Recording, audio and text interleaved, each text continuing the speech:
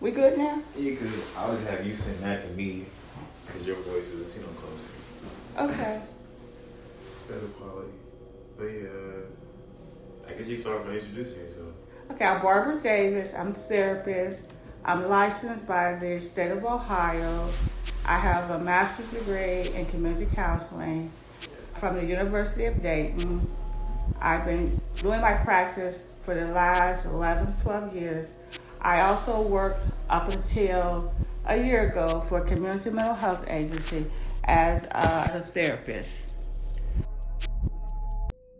In the age that I grew up in, whatever happens at home stays at home, and we don't share what's happening. We don't share our feelings with people. We just keep it bottled up. So me now seeing people from all walks of life that are engaging in therapy makes me feel good about what I do. And part of this, I think that as young people, when we're beginning to look for a career, I think our careers have to feed off of who we are as people. I agree. You agree? Yeah, I agree with that. Okay, for an example, both of my sons are teachers. My oldest son teaches here in the Hannah-Lincoln School District. He started out in Columbus School District as an elementary teacher.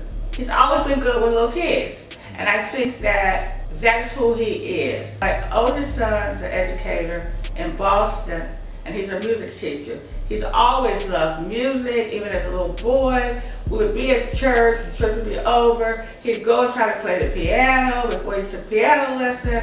I think that we should follow a career that fits who we are.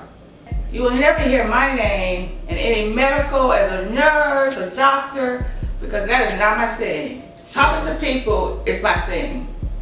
And one thing I found out with mental health is like a lot of problems kind of rely on not knowing your lane, actually. Like not knowing what you want to do or what you're comfortable with, and you kind of get lost and mixed up in the ego or just the idea of things, and you say you lose yourself or you lose what your core value is.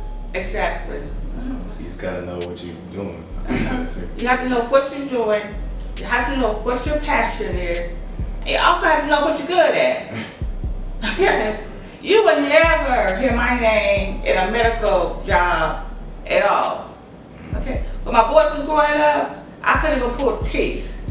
Okay? I had to get somebody to pull his teeth and it was ready to fall out. I think we're created for certain jobs in life, certain careers.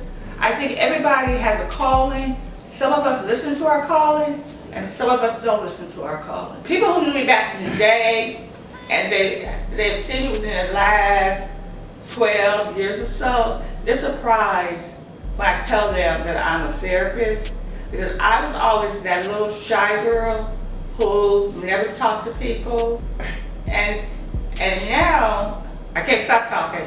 I love what I do, and I think it's my calling. And I think everybody has a calling. We just have to figure out what our calling is. I do. One of my biggest problems, I think, is not setting boundaries. Yesterday, back to back, I got 5 calls from people wanting to be new clients. And it hurt like hell to say, I'm sorry, I'm not taking new clients. First of all, this shows there's a need for more therapists. And I think there's a need also for African American female therapists. So my prayer, my hope, is that more young folk, African American, especially females, will look into the profession. Back in the day, when people thought of mental health, they thought of the C word. I hate the C word. What's the C word? Yes. I hate the C word. And people are not the C word crazy when it comes to therapy. People come to therapy for various reasons. When my mom passed, me and my mom was close. And when my mom passed, it was hard for me. That was the first time I saw therapy to help me get through the grieving process. It's a belief of mine that every therapist should have a therapist. And I say this because We hear so much stuff from our clients. We get clients who have been traumatized, and sometimes as clients are sitting or talking about what's happening with them, sometimes the therapist that's sitting across from them have experienced or is experiencing the same thing. I just kind of think that therapists need to have a therapist that they can go, they can process with.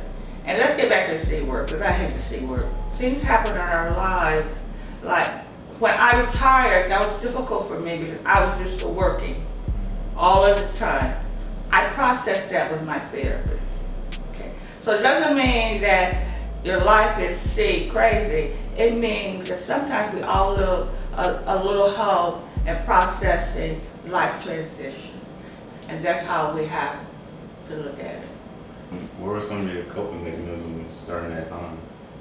So my coping mechanisms was being able to talk with people, not to hold stuff in, being able to have conversations with people other than my therapist about how I was feeling.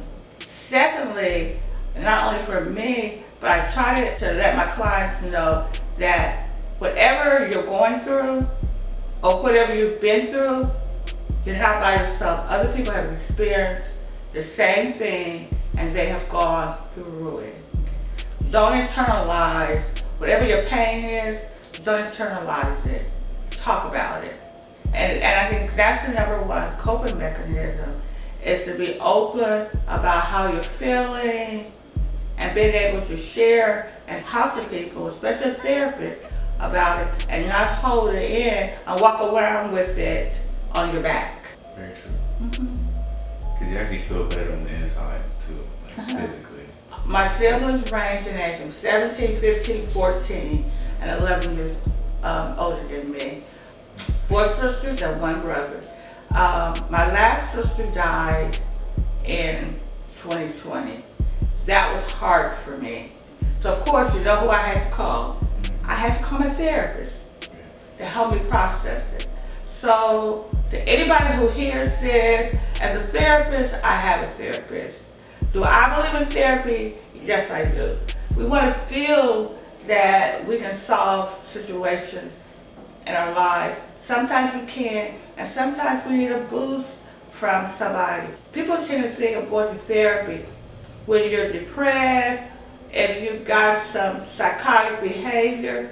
Sometimes going to therapy just to talk to somebody about today things in your life, it works.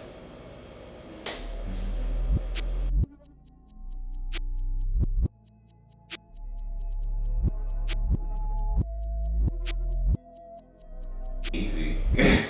Am I making it easy? Yeah, this is easy. It is easy. Easy interview.